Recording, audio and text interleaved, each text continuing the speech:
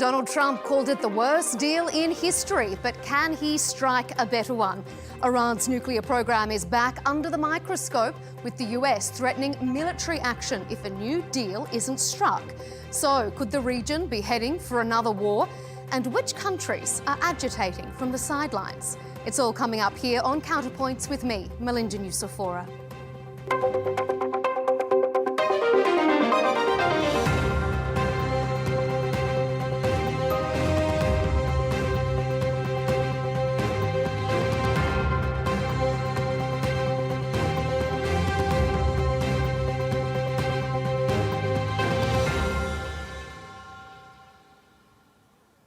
Maximum concessions using maximum pressure. That's the US strategy to force Iran into signing away its nuclear capabilities. They're not going to have one. And if we have to do something very harsh, we'll do it. And I'm not doing it for us, I'm doing it for the world. And these are radicalized people, and they cannot have a nuclear weapon. Does that include a potential strike on Iranian nuclear facilities? Of course it does. President Trump ripped up the 2015 nuclear deal during his first term in office. Now, in his second term, he wants a new one. But just how successful will his maximum pressure strategy be, especially when you have agitations like this from a US ally on the sidelines? We agree that Iran will not have nuclear weapons. This can be done in an agreement, but only if this agreement is a Libya-style agreement. That we go in, blow up the facilities, dismantle all the equipment under American supervision and American execution. On Counterpoints today, we'll debate if nuclear negotiations can prevent a regional war. Is the Netanyahu government trying to lure the US into another conflict? And if a nuclear deterrent is really a myth after all. Stay with us.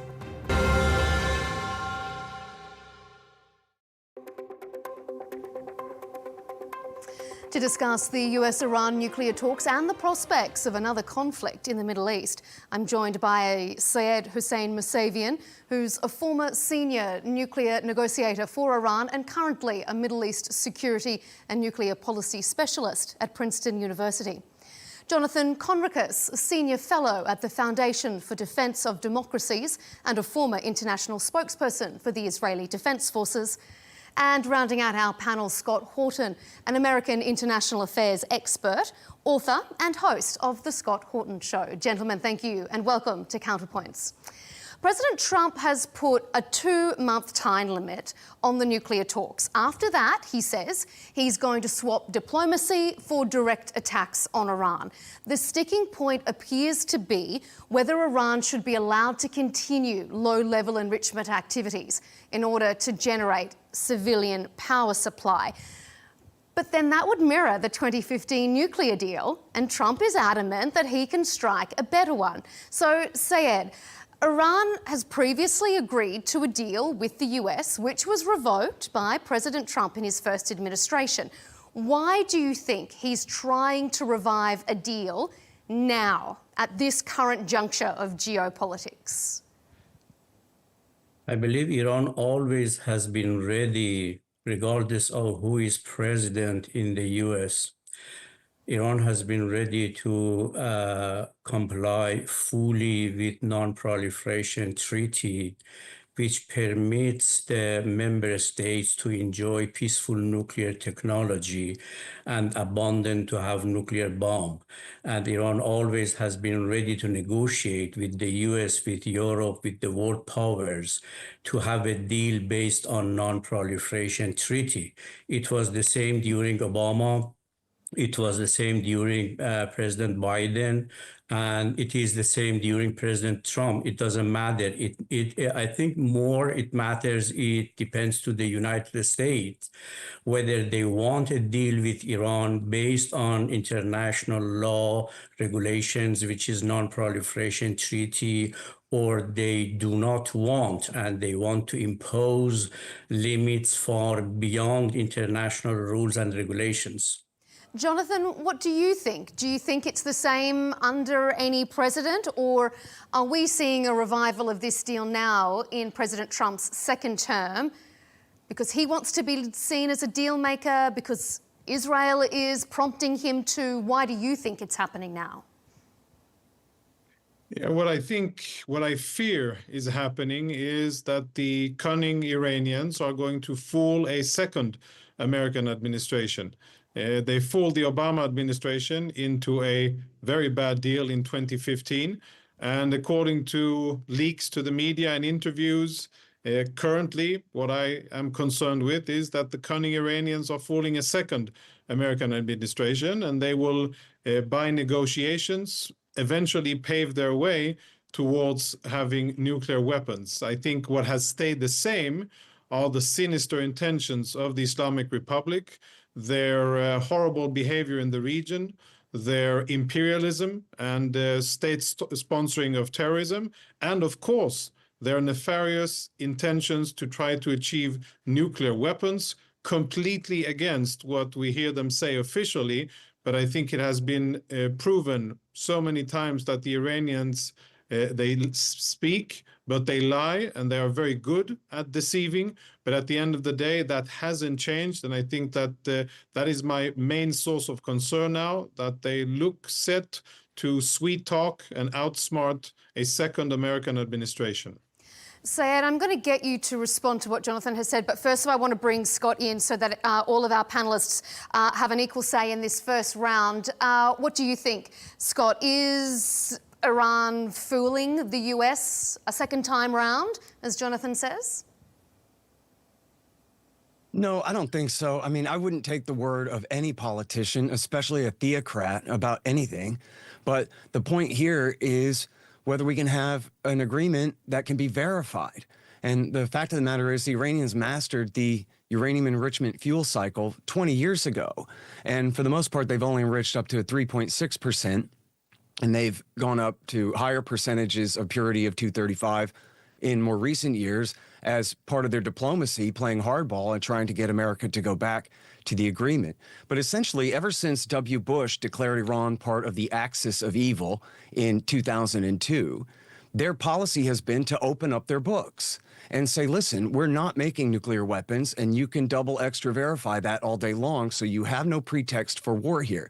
Now, there's a catch, which is that it's really a latent nuclear weapons deterrent is what they have. It's the same as Brazil and Japan, where everybody knows they could make nuclear weapons, but right now they're not. And so it's sort of a standoff where if America doesn't attack them, they won't make nukes.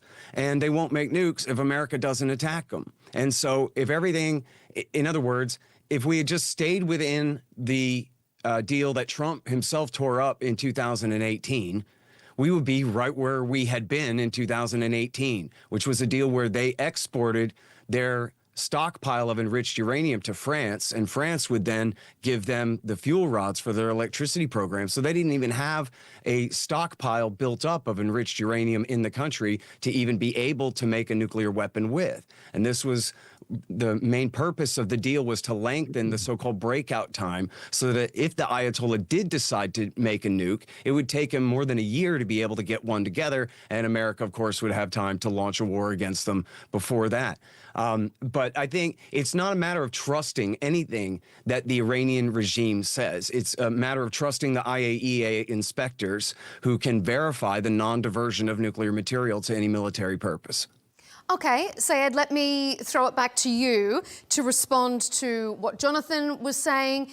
Is Iran trying to fool the US administration and is trying to make a nuclear weapon? And also respond to what Scott was talking about. Do we need the IAEA to make sure that Iran is sticking to the deal?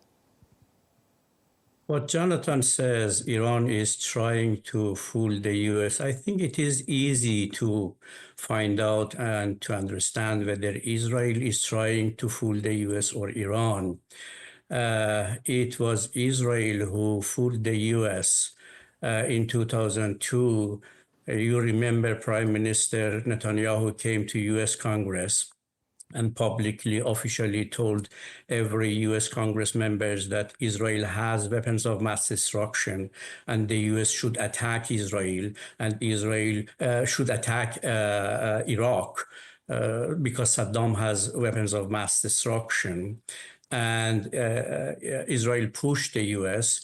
The U.S. attacked Iraq under the umbrella of WMD, weapons of mass destruction, destroyed Iraq, and thousands of Americans, they were either killed or injured, trillions of dollars of damages. Ultimately, it became clear there was no weapons of mass destruction, and Israelis, they lied.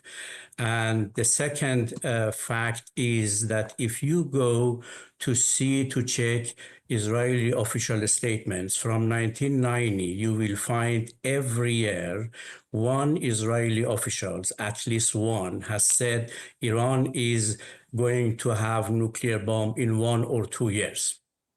For 30, 40 years, this is exactly what Israelis are saying, what Jonathan said. Iran is going to have nuclear bomb in 1 or 2 years. It is not something new. You can find in every newspaper, media. It is easily to find. It has been 40 years of lies to international community that Iran is going to have nuclear bomb in 1 or 2. About what also Israeli policy is very clear. Prime Minister Netanyahu yesterday said the only nuclear deal would be accepted for Israel is based on Libya model. What was Libya model? Libya model was to dismantle a Libyan nuclear industry. The moment Libyan nuclear industry was dismantled, then Libya was attacked and Libya was destroyed. I mean, this is exactly what they did about Iraq. I mean, this is Israeli policy. It is clear, and they are following the same policy for Iran. They publicly say, they officially say, attack Iran to dismantle Iranian nuclear program. Exactly, they are open to say to international community like Libya. It means dismantle and then attack Iran. Jonathan, you've been gesturing, Jonathan. I know you want to respond. Jump in. Please, feel free, guests, to, if you hear something that you don't agree with, feel free to interject. Jonathan, what do you have to say? Yeah, I'll try to keep it civilized and not to interrupt, because we have a slow signal here and I don't think it would be very useful to interrupt. But thank you for giving me the opportunity to respond here. You know, it is, I'd like to first and foremost speak about verification and inspection. International agency was mentioned, and I think we should be on the record and be correct, sir. The Atomic Agency itself has indicated that it has absolutely no visibility over what Iran is doing, how much it is enriching, and how far the Iranians have gone in terms of weaponization. This is a clear... But that's a consequence of America leaving the deal. No, please, sir. No, please, sir, don't interrupt, because I didn't interrupt you, even though I think that you said incorrect things, and I think it'll be best if we don't interrupt each other. I waited for my turn. I think the Atomic Agency has been prevented, and there has been sabotage by the Iranians to prevent the Atomic Agency from monitoring their centrifuges, and there have been cameras that have been cut and removed by the Iranian regime, and this has been going on for months. And today, the Atomic Agency acknowledges that there is zero visibility, and in fact, the Atomic Agency does not know the level of advancement of the advanced centrifuges and how much weapons-grade material the Iranians have enriched. That's number one. Number two, when it comes, you know, if a person from outer space was listening to this conversation, it might be confused and think that Israel is the source of instability here. And let's keep one thing clear. Iran is an imperialistic, theocratic, terror-supporting regime that spreads violence and chaos in the Middle East. Israel is in its homeland, defending itself against terror organizations and proxies that are funded by the theocratic, evil, imperialistic Iranian regime that is using money, petrodollars, against U.S. sanctions, by the way, but that is using money to promote terrorism instead of investing in Iran. And we're going to be focusing on Israel and international countries' sideline talks with both Iran and the US coming up in our next segment. But I want to go to you, Scott. You had something to say Give us your statement, and then obviously, Seyed, we're going to come to you for reaction. Scott, go ahead. Well, the gentleman from FDD is right that the Iranians have scaled back their cooperation with international inspectors. But if you look carefully at the agreement of 2018, they actually stipulated in the agreement that if America breaks the agreement and withdraws from the JCPOA, that Iran then has the right under the agreement to reduce their cooperation with the inspectors. That's actually in the deal. So Iran is still in the deal with all the rest of the members of the UN Security Council. The JCPOA is not completely dead, but just America has broken the deal. And it's actually part of the deal that says that they can respond if America breaks the deal, that they can then respond by curtailing their inspections. What we're talking about here is whether Trump and his government can get a new deal with the Ayatollah, in which case, obviously, just like in the case of the previous deal, they have to have openness and inspections, or else the old sanctions regime snaps back into place, as was the old deal under the JCPOA and was agreed by China and Russia and the rest of America's allies on the UN Security Council as well. And so he's talking about in the dark days of America and Iran not getting along at all, and America under Donald Trump back in 2018 breaking the deal, and the consequences of that things aren't perfect. But that's the whole point of getting back in the deal. And the reality is the Ayatollah has shown, and look, the Director of National Intelligence just put out the new threat assessment in February, where American intelligence, as they have ever since 2007, have reaffirmed that Iran has not made the political decision to begin to try to make nuclear weapons. They are holding on to their latent deterrent, and that has been good enough for them so far. And we should seek to sign a new deal with them, similar to the JCPOA, that permanently ensconces that position, rather than what's the alternative? The alternative is no inspections and more threats and eventually war in the name of preempting a nuclear weapons program that right now does not exist. So that's going to be my question to Seyed before we move on to talk specifically about Israel, Russia, China and their involvement in this deal. I want to ask you, Seyed, President Trump has given this a 2-month timeline. How close do you think the region is to a war if a deal can't be struck? Is the US serious? Are they really going to strike Iranian nuclear facilities? It depends whether President Trump would follow Prime Minister Netanyahu's policy. If he follows, we would be close to war. If he follows the international community, we will have a nuclear deal soon, because there is only one country pushing the US to attack Iran.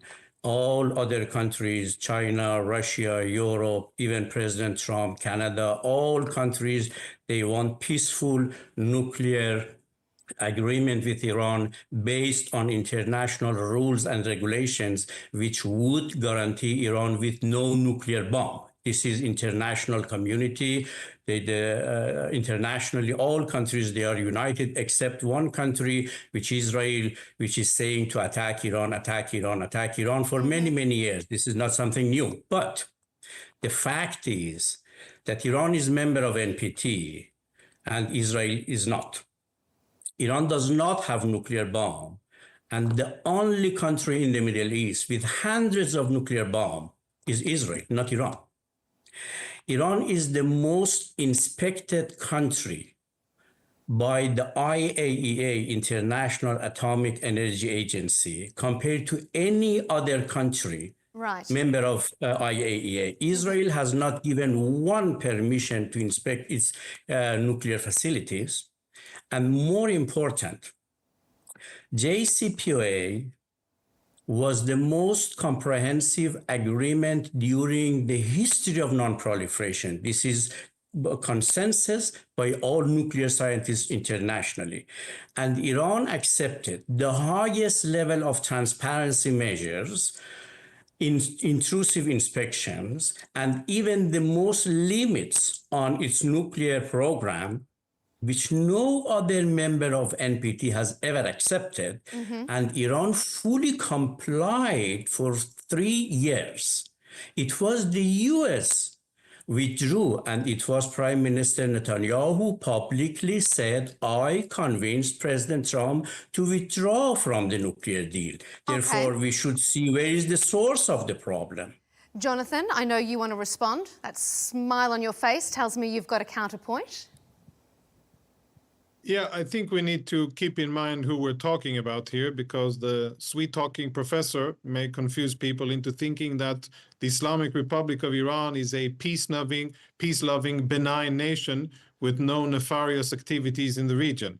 Far from it. There is a countdown clock in Palestine Square in eastern Tehran that is counting down from the year 2040. I've seen pictures of it, and maybe the professor has driven around that square as well. It is counting down from the year 2040 because that is when the Iranian regime intends to annihilate Israel, wipe Israel off the map. And as an Israeli who intends to continue to live in his ancestral homeland, I have no intention, and I don't think that any Israeli should have any willingness to see that vision, that Iranian dream turn into reality. Now, for the Iranian regime, the theocratic, oppressive, barbarian Iranian regime to achieve nuclear military capabilities, that would, of course, be an aspiration of the Iranian regime. And it is no surprise that Israel is the country that puts it front and center of its national security to prevent Iran from achieving such a thing, because we know that we would be the target. And that is why Israel is not waiting for the Iranians to sweet-talk their way into negotiations and out of negotiations. And that is why Israel wants to take strong, real measures against Iran. Regarding inspections, I wish that inspectors had been able to reach a certain warehouse in the outskirts of Tehran and uncover the illicit Iranian weapons program.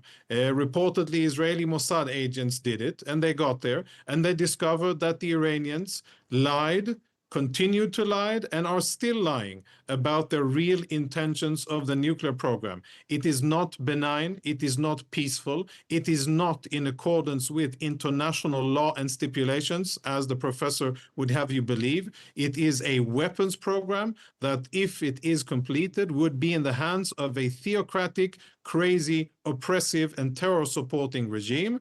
And as long as Israel exists, whoever is the prime minister, I think that isn't something that Israel or Israelis or any other peace-loving country should allow to happen. So we should remind our viewers that Iran denies that it is proliferating nuclear weapons. So far, the IAEA says that although they are enriching uranium to a much higher level that they did before the nuclear deal was torn up, they aren't at that stage yet. But let's move on to some international interventions here. Iran has accused Israel of seeking to undermine and disrupt the diplomatic process to open the way for military action. Israel's Prime Minister has openly spoken about wanting to destroy Iran's nuclear facilities and wants the US's help in that, something that the US obviously, if we listened to President Trump, seems very willing to do. So, Scott, as an outside perspective, I suppose, because we're obviously going to go to Jonathan and Seyed with their very distinct views, but with more of a broader perspective, what's your take on it? Do you get the sense that Israel is trying to drag the US into a war with Iran? Is that a very real possibility? Yes, it's been a very real possibility for a long time. And, I appreciate that the Foundation for Defense of Democracies is just going ahead and hiring outright Israeli nationals to represent them. I hope it's clear to the American people here that none of this has anything to do with America first. This is all Israel instead. This is Israel, a foreign nation that is of no use to the United States whatsoever. We get nothing of benefit out of our relationship with them whatsoever. This is their security concerns. And we're supposed to go to another massive Middle East war, another disastrous Middle East war, to protect a foreign country that we don't even have a treaty of alliance with in any way.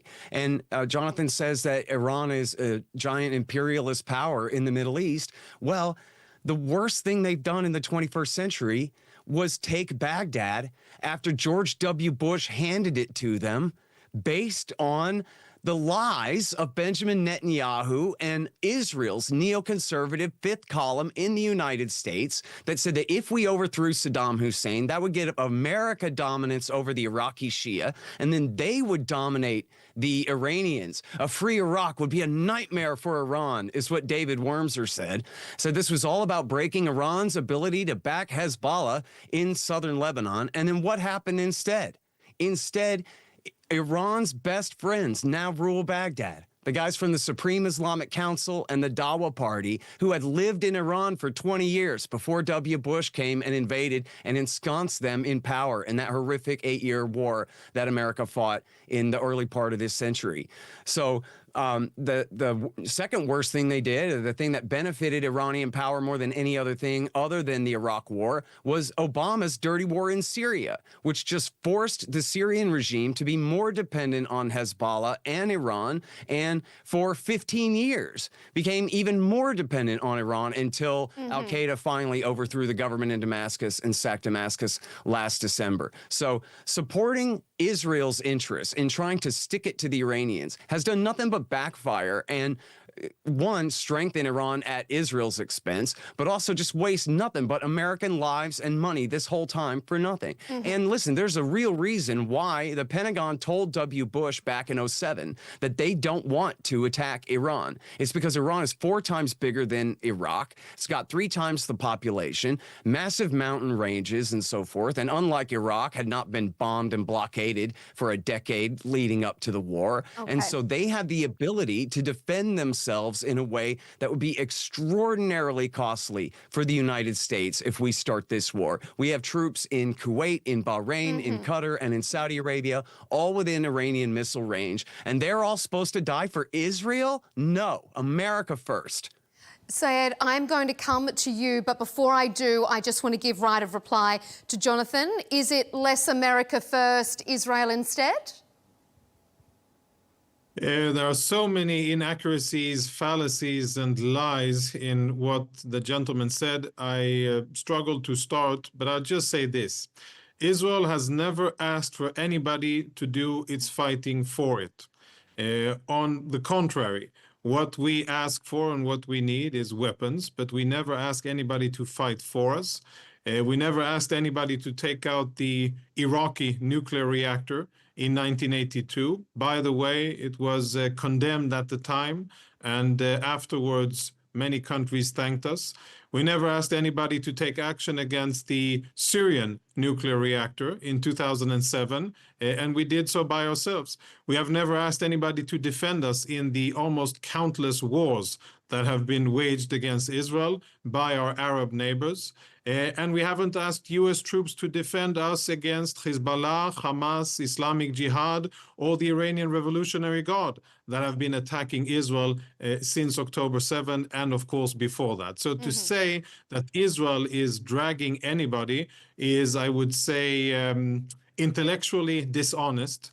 Israel is defending itself, and I think Israel is doing a tremendous job of being a staunch and loyal American ally in the Middle East, being a steadfast ally that doesn't waver and stays committed to the U.S. and continues to support U.S. interest in the region. There are many countries that have second thoughts, that are perhaps flirting with the Chinese or flirting with the Russians. Israel does not do that. And Israel, I think, if anything, only does good to the foreign interest and the national security of the state of the United States.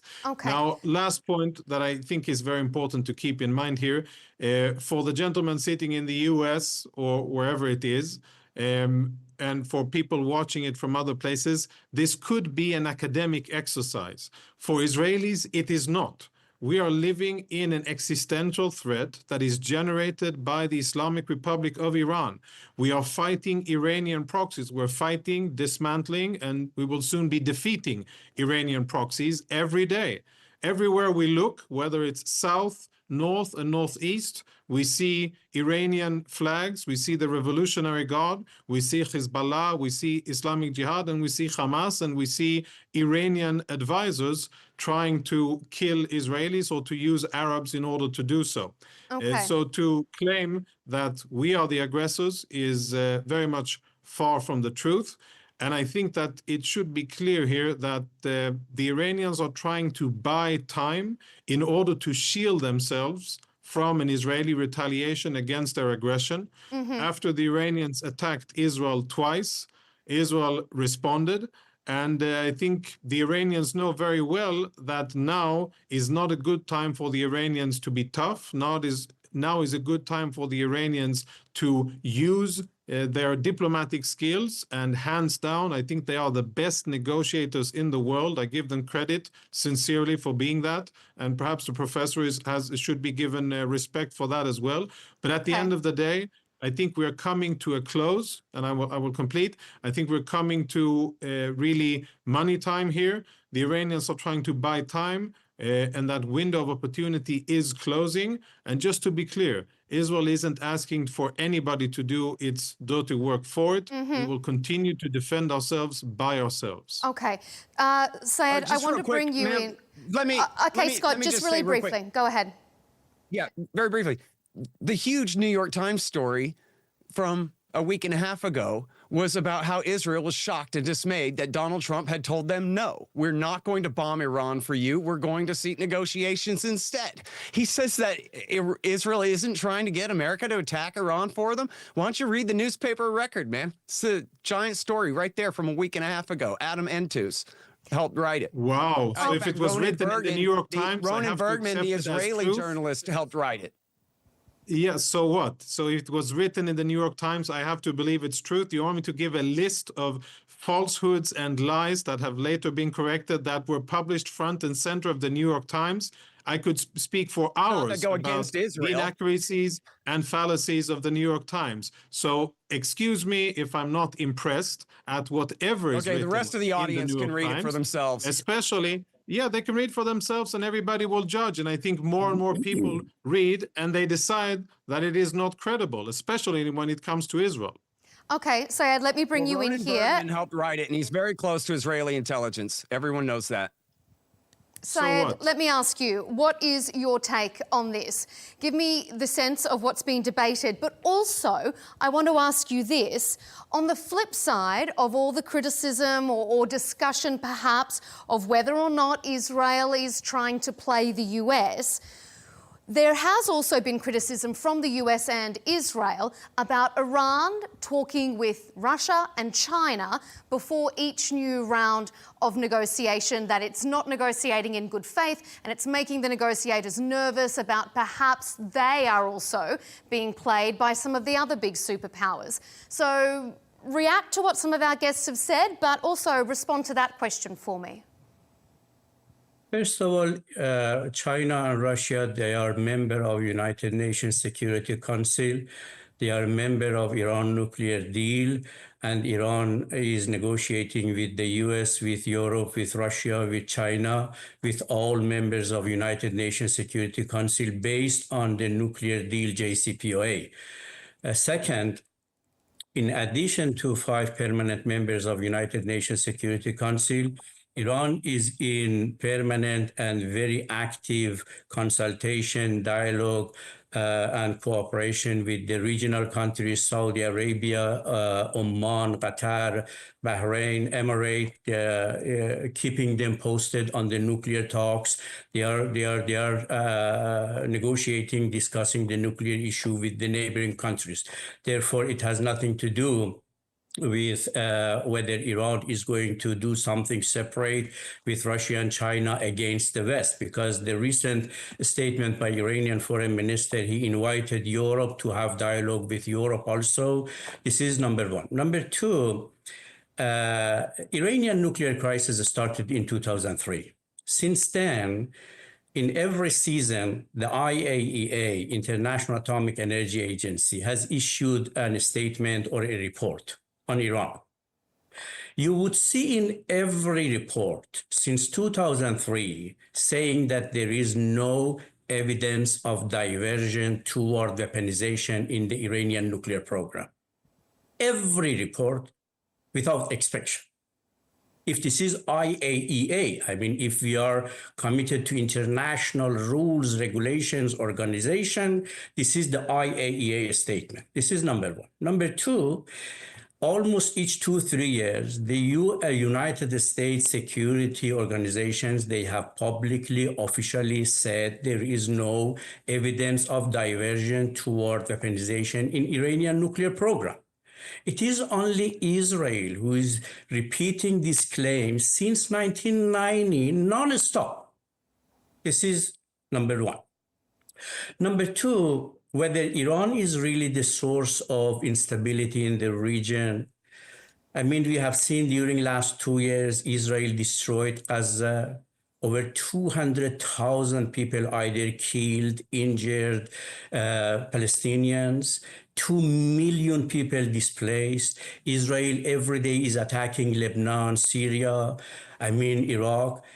And before, frankly speaking, it was the US who launched war on Iraq and Afghanistan, NATO on Libya. The source of instability in the region, we should accept these wars has been the source of instability. Now, the US has come to conclusion. That is rich to come from another an war official. in the Middle That East really is rich. not in the I have national to interest interrupt of you United because States. to hear this Americans, they from do an not Iranian want to official, go to another blame war others for in this instability, region. that is super rich.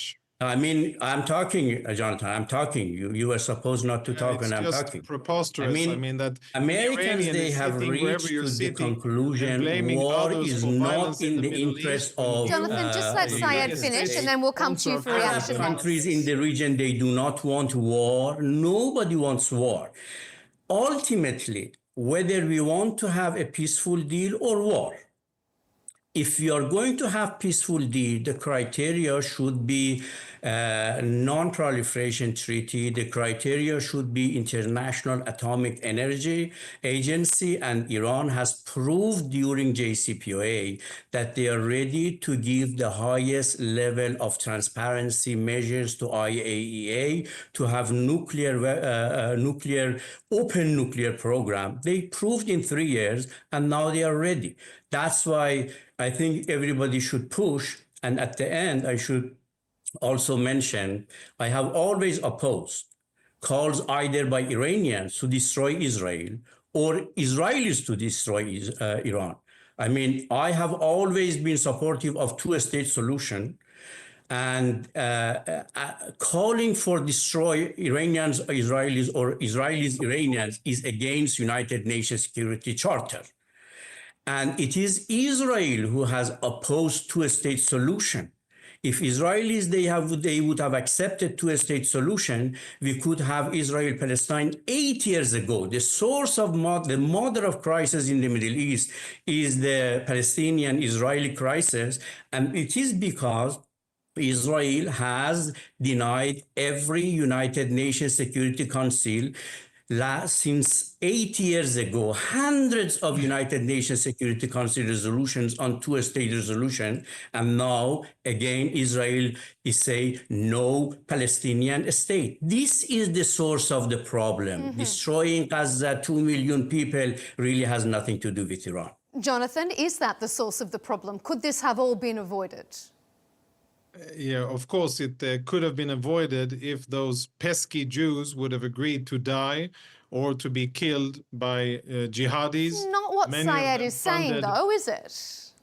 Well, I will get to it. It is extremely rich to hear from a former Iranian official now enjoying pasture at an American university, to be hearing lectures about what the source of instability in the region is, and to blame Israel for it.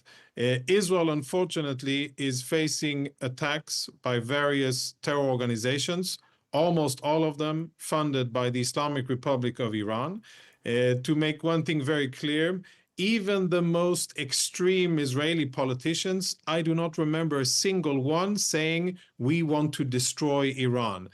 On the contrary, I can give you a long list of elected and appointed officials in Iran, members of parliament, members of the Revolutionary Guard, commanders of the army, and of course the head of state, the supreme leader himself, who not only speak about that they want to destroy the state of Israel, but actively engage in it and call on others to do so.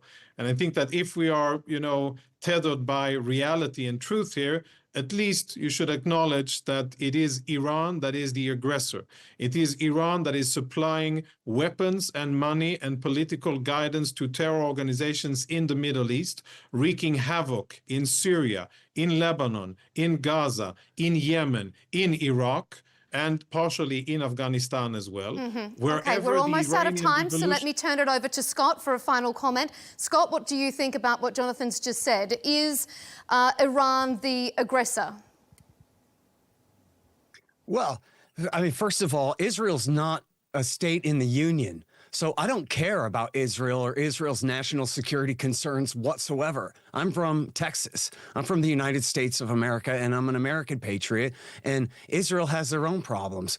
America could have normalized relations with Iran back in 1993, which, by the way, after the revolution, Israel kept getting along with Iran. Remember when Ronald Reagan sold the missiles? It was through Israel during Iran-Contra. And right when America was finally ready to start getting along with Iran in 1993 was when Yitzhak Rabin, the Israeli prime minister, turned their policy around and started demonizing them instead.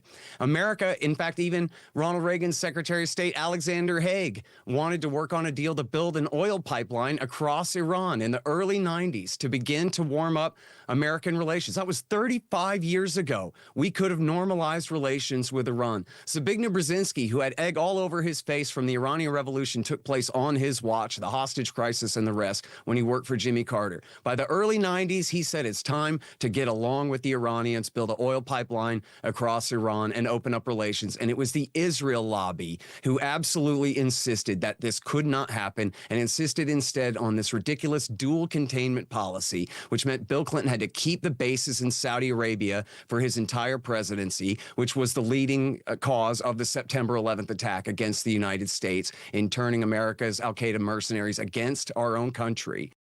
Jonathan, have a quick response to that before we give it to Seyed for a final comment.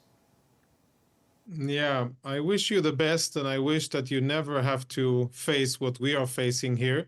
It's okay to sit in remote Texas and talk tough about fighting in the Middle East. I can assure you that that is what we're doing. What you say is full of inaccuracies. Talking tough about it. Yeah, I know you sound like you're talking tough, but I'm not very impressed by it, and not by your liveful rhetoric against my country. I'm talking peace here, man. You're the one who's talking tough. We aren't telling anybody what to do. Last time I remember, it was Shiite Hezbollah that killed, I think it was almost 300 U.S. Marines in Beirut. But maybe the lives of those Marines are important for you. Yeah, maybe they weren't important Ronald Reagan for you. sold Maybe the missiles 3 years after that. Maybe they were not important for you. Maybe you've forgotten. But I'm happy to refresh your memory. Israel knew about that attack before it happened. It didn't warn America. Extremist Islam. Israel knew comes about in the various Beirut shapes attack, and and they sizes. kept it secret. It comes in various shapes and sizes. Sometimes it's Shiite, sometimes it's Sunni. But at the end of the day, when they chant death to America and that America is Satan, you can hear that's being said by Shiites and by Sunnis. They do it with different dialects and they do it with different chants. But at the end of the day, I can assure you, Israel is not looking for anybody to fight its war. What Israel wants to do is to live here peacefully in our ancestral homeland. The sooner our neighbors understand, the sooner, no, it isn't. It is Israel is the nation state and the homeland of the Jewish people. I'm going to hand it over to Seyed to wrap it up for us. From what we've heard, from what this debate has brought to the surface, Seyed, do you have any confidence that a deal can be struck, that Israel will allow US to do a deal, that the US is interested in doing a deal if it goes against what Israel may want? How confident or otherwise are you? I I really don't know, because there is clear Israel has huge influence in Washington, no doubt about it, on the Congress, on the White House, and we all heard in Trump 1 era that Prime Minister Netanyahu publicly said he convinced President Trump to withdraw from JCPOA, to impose a maximum pressure policy. He publicly said, I convinced President Trump to designate IRGC as terrorist organization. Whether he would have the same policy, the same influence, whether President Trump would follow the same Israeli policy, I'm very optimistic we will have a deal. But if it's going to be a deal based on verification, based on no nuclear weapon, based on international rules, regulations, I believe the US will be able to have a peaceful nuclear deal with Iran, with every objective guarantees that Iran will remain non-nuclear weapon state like last 40, 50 years. And I hope if there is a peaceful nuclear deal between Iran and the US will play a role to stop this Israeli-Iranian military security confrontation, because always I have been saying this is neither in the interest of Israel, nor Iran, nor the US, nor the region, if Israel and Iran are going to continue fighting each other. Gentlemen, we'll have to leave it there, but we appreciate all your analysis here on Counterpoints. Former senior Iranian nuclear negotiator Seyed Hossein Mousavian, Jonathan Conricus, senior fellow at the Foundation of Defense of Democracies, and American international affairs expert, author and radio host Scott Horton. Thank you for your time here on Counterpoints. And to you at home, thanks for tuning in to this episode of Counterpoints with me, Melinda Nucifora. You can catch all our debates by subscribing to Al Arabiya's English YouTube channel and follow us on X and TikTok. We'll see you next time.